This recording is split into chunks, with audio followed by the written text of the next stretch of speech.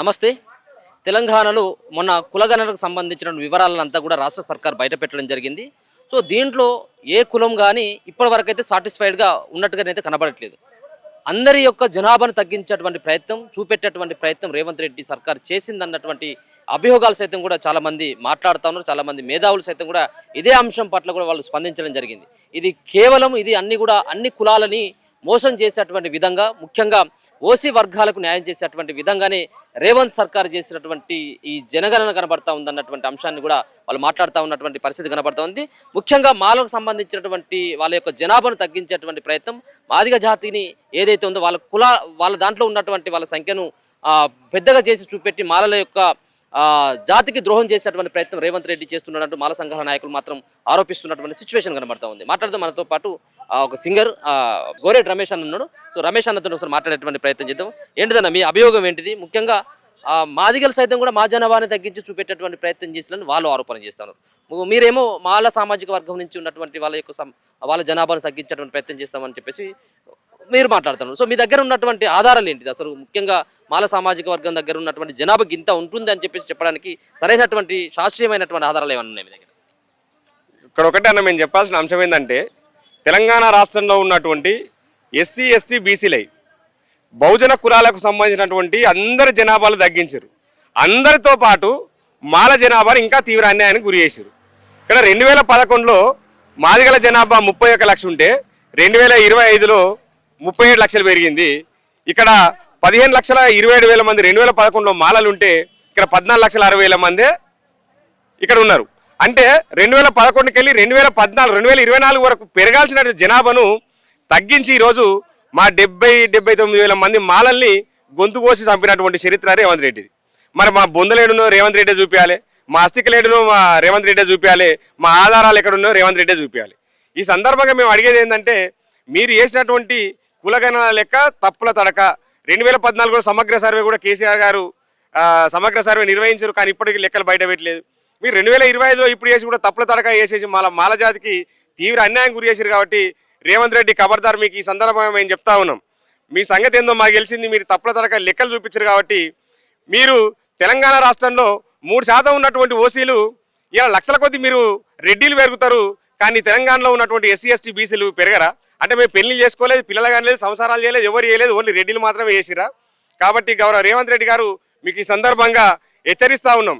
ఏమయ్యా ఓ రేవంతు, ముందాలున్నది నీ వంతు, ఏమయ్యా ఓ రేవంతు, మాలాలంతా ఏకామయ్యి చూస్తాం ఇక నీ అంతు, ఏమయ్యా ఓ రేవంతు, లెక్కల కోసం తిప్పల పడితివి, బొక్కలు తెలవక బోర్ల పడితివి, ఏమయ్యా ఓ రేవంతు, ముందాలున్నది నీ వంతు, ఏమయ్యా ఓ రేవంతు, కొలువు కొరకు చదువుకున్న కోరికలు కాల రాసినవు, మా బతుకులన్నీ యాగం చేసి బాజార్లకు గుంజినవు, మాది గోళ్ళ మెప్పు కోసం వర్గీకరణ చేసినవు, మాలొల్లాను బుజ్జాగించ మంత్రి పదవి ఇచ్చినవు, నీ ఎత్తులు జిత్తులు తెలుసుకున్నావు, నీ సంగతి చూడగ కదిలినము, ఏమయ్యా ఓ రేవంతు, ముందాలున్నది నీ వంతు, ఏమయ్యా ఓ రేవంతు, సుప్రీంకోర్టు చెప్పిన మాటను చెవిన పెట్టకపోయినవు, లబ్ధిదారుల లెక్కలు ఎప్పక తప్పుడు లెక్కలు చూపినవు,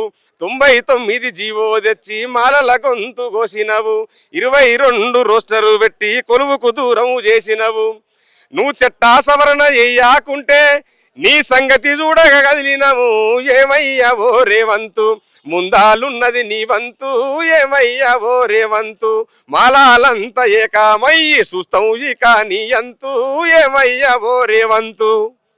ఒక పక్కన మీ సామాజిక వర్గం నుంచి ఉన్నటువంటి మంత్రులు కావచ్చు, ఎమ్మెల్యేలు కావచ్చు, వీళ్ళందరూ కూడా మీలాంటి నాయకులు మాట్లాడుతూ ఉన్నారు, మీలాంటి విద్యార్థి నాయకులు, లా స్టూడెంట్స్, మిగతా వాళ్ళంతా మాట్లాడుతూ ఉన్నారు తప్పించి, ఎందుకు ఆ ఎమ్మెల్యేల దగ్గర నుంచి, ఆ మంత్రుల దగ్గర నుంచి ఎందుకు మా జనాభాను తగ్గించడం అన్నటువంటి ఒక ప్రశ్న ఉత్పన్నం కాకపోవడానికి కారణం ఏమని చెప్పేసి అనుకుంటాను.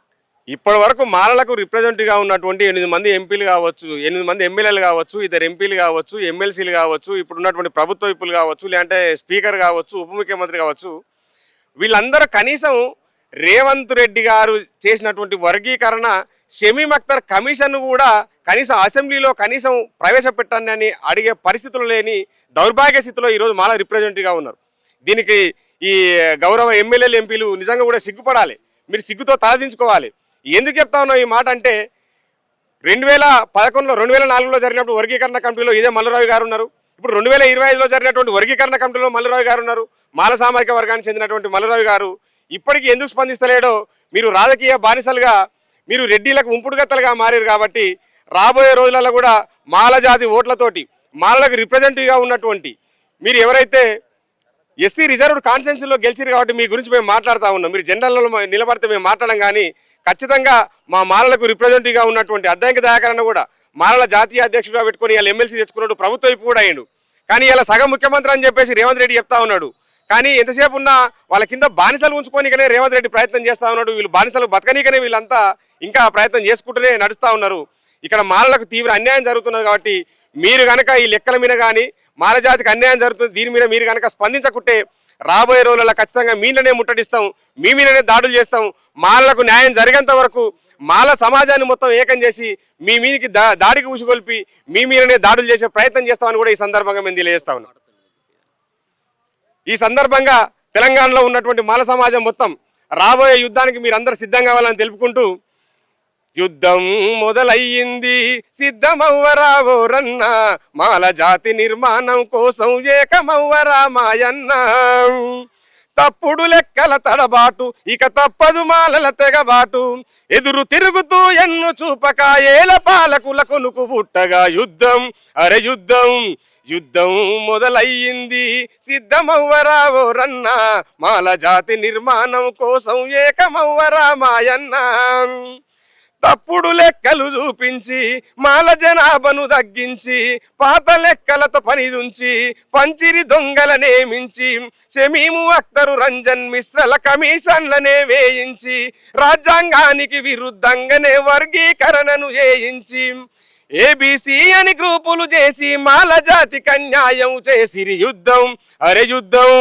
యుద్ధం మొదలయ్యింది సిద్ధమవ్వరావో రన్న, మాల జాతి నిర్మాణం కోసం ఏకమవ్వరా మాలన్న.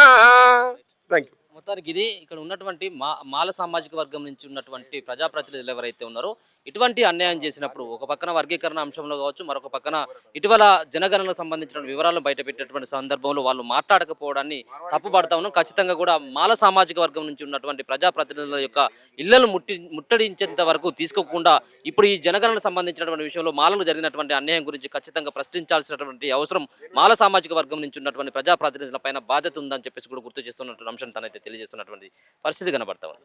చూస్తూనే ఉండండి మన తెలుగు వెలుగు.